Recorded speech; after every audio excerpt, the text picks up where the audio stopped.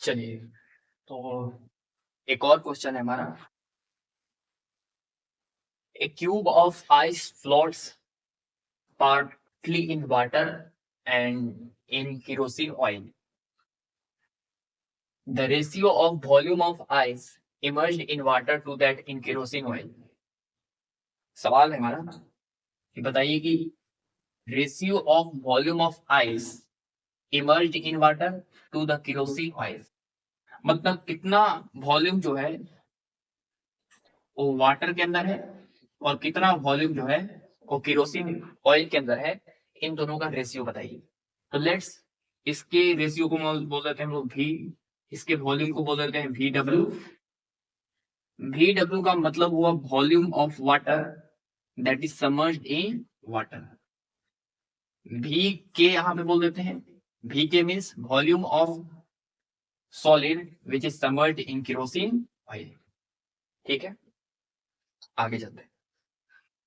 तो बताना है कि ये वीके और वी डब्ल्यू का रेशियो कितना होगा, ये हमको बताना है। क्या बताना है? The ratio of volume of ice emerge in water, मतलब वी डब्ल्यू बाई वी के बताना है कितना होगा। सवाल में कुछ दिया हुआ है कि specific gravity of kerosene oil is your 0.8 and specific gravity of water is 0.9। चलिए सब बताएंगे, आराम से समझिएगा। सबसे पहले ये हमारा आइस क्यूब है, आइस क्यूब। ये जो पार्ट है केरोसिन ऑयल के अंदर है। इस इंटरफेस के ऊपर जो ऑयल है हमारा क्या है? केरोसिन। और इस इंटरफेस के नीचे जो ऑयल है वो हमारा क्या है? वाटर। तो केरोसिन के अंदर जो पार्ट है उस पे बायोन्सी फोर्स लगेगा ऊपर की तरफ, एफ बी। उसको हम एफ बी के बोल रहे हैं, buoyancy force on this solid in kerosene oil.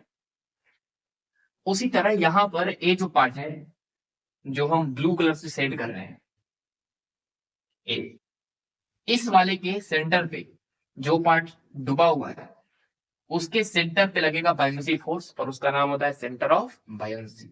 आपको पता है कि बायोन्सी फोर्स उस पार्ट पे लगता है जिस पार्ट पे सॉलिड डूबा होता है और उसके सेंटर पे लगता है। तो इतना पार्ट डूबा हुआ है उसके सेंटर पे लगेगा ऊपर की तरफ बायोन्सी फोर्स, और एक और बायोन्सी फोर्स ऊपर की तरफ आएगा F B, and this is your buoyancy force in water. इस पूरे के पूरे सॉलिड पे नेट फोर्स है ऊपर की तरफ, क्या क्या? Buoyancy force on kerosene oil और बायोन्सी फोर्स इन वाटर। अब बताइए कि पूरे के पूरे सॉलिड का कुछ ना कुछ मास भी होगा। इस मास पे ग्रेविटेशनल फोर्स लगेगा नीचे की तरफ, और आपको पता है कि this is your centre of gravity, and force acting on this centre of gravity is your gravitational force, and this is M into G. अगर ये पूरा का पूरा सॉलिड जो है फ्लोट कर रहा है, सवाल में दिया हुआ है कि फ्लोट कर रहा है कुछ वाटर के अंदर और कुछ केरोसिन ऑयल के अंदर, इसका मतलब हुआ कि जितना फोर्स ऊपर लग रहा है उतना ही फोर्स नीचे लग रहा है। मतलब ये पूरा का पूरा आइस जो है हमारा इक्विलिब्रियम में है, इक्विलिब्रियम में है। मतलब जितना फोर्स ऊपर उतना ही फोर्स नीचे। आप बोलिएगा ऊपर फोर्स कितना लग रहा है? तो buoyancy force on kerosene plus buoyancy force in water must be equal to m into g. m is your total mass of solid. Buoyancy force, आपको पता है कि बायोन्सी फोर्स का फॉर्मूला होता है v किसका? v रो जी। बायोन्सी फोर्स का formula होता है, यहां पे लिख देते हैं हम, v रो जी। v होता है हमारा सॉलिड का जितना पार्ट डूबा हुआ है, डेंसिटी होता है लिक्विड का, और g होता है हमारा ग्रेविटी एक्सेलरेशन। तो यहां पर लिखेंगे buoyancy force on solid in kerosene oil. तो volume of solid in kerosene oil कितना पार्ट डूबा हुआ है? तो आप बोलेंगे इतना पार्ट डूबा हुआ है और उसका वॉल्यूम भी के। रो, रो होता है किसका? डेंसिटी। आप बोलेगा जिस लिक्विड के अंदर डूबा हुआ है, इतना पार्ट जो है वो किसके अंदर डूबा हुआ है? केरोसिन के अंदर। तो डेंसिटी लिखेंगे हम लोग यहाँ पे केरोसिन, के मतलब kerosene, G plus buoyancy force on solid in water. फिर से वही फॉर्मूला, वॉल्यूम भी किसका, सॉलिड का, कहां पे, जो लिक्विड के अंदर डूबा हो। हम किस पे निकाल रहे हैं बायोन्सी फोर्स, वाटर के अंदर। तो वाटर के अंदर डूबा हुआ पार्ट का वॉल्यूम जो है वो कितना है, इतना दूर है, और इसका वॉल्यूम हम मान के लिए हैं VW। तो लिखेंगे वॉल्यूम VW। डेंसिटी किसका, किसके अंदर डूबा हुआ है, आप बोलेगा इतना पार्ट डूबा हुआ है वाटर के अंदर, तो डेंसिटी ऑफ वाटर इंटू जी बराबर mass of total solid into कितना, जी। आप बोलिएगा कि जी जी जी कैंसिल हो जाएगा, volume of kerosene plus volume of water, यहाँ पे रो छूट गया, density of kerosene plus volume of water into G, density of water बराबर है टोटल मास। ठीक है, volume of K into density of K, इसको पूरा को हम डेंसिटी ऑफ के से डिवाइड करेंगे। आप बोलेगा ऐसे क्यों, ऐसे करने से फायदा क्या होगा, नहीं डेंसिटी ऑफ वाटर से डिवाइड करेंगे। सर ऐसे करने से फायदा अभी पता चलेगा, density of water plus VW into density of water by density of water बराबर टोटल मास। टोटल मास को हम क्या लिखेंगे, सॉलिड को के डेंसिटी, सॉलिड का डेंसिटी इंटू पूरा वॉल्यूम सॉलिड का, ठीक है, सॉलिड का अपॉन कितना, आप बोलेगा अपॉन डेंसिटी ऑफ वाटर, क्योंकि डेंसिटी ऑफ वाटर से हम पूरा डिवाइड कर रहे हैं। Mass total equal to density of solid into volume of solid VS। आपको पता है कि density of material upon density of water specific gravity होता है, इसलिए हम वाटर की डेंसिटी से डिवाइड किए थे।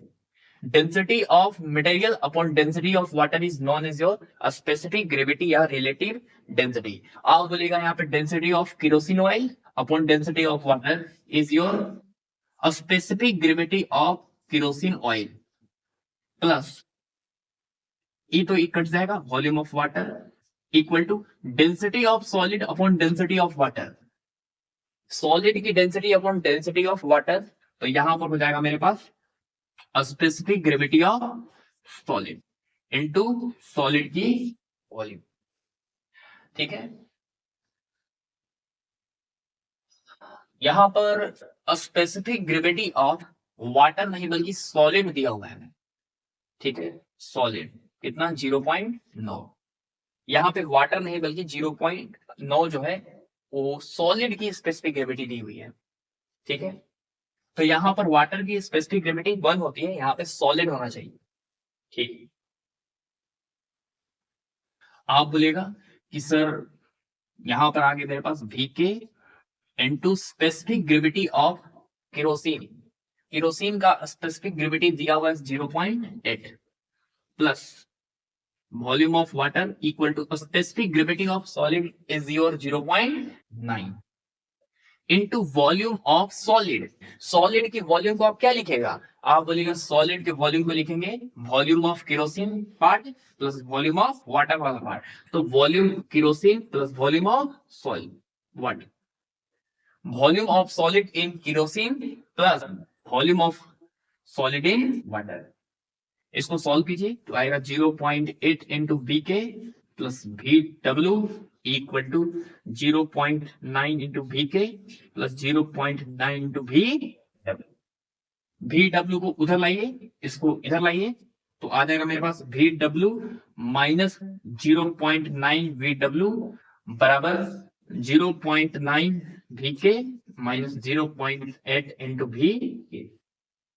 इसको घटाएंगे तो आएगा 0.1 इंटू वॉल्यूम ऑफ वाटर बराबर, इसको भी घटाएगा तो आएगा 0.1 into volume of solid in kerosene. ठीक है, ए वाला कट जाएगा और volume of solid in water आ गया बराबर volume of solid in kerosene. ये दोनों बराबर आ गया, दोनों बराबर आ गया, तो ऑफ कोर्स इनका रेशियो कितना आएगा, तो इनका रेशियो आ जाएगा VW बाई VK बराबर 1/1। तो इसका आंसर कितना आ जाएगा 1/1। तो फाइनल आंसर इज योर, ठीक है, तो इसका फाइनल आंसर हमारा क्या आएगा, ठीक है।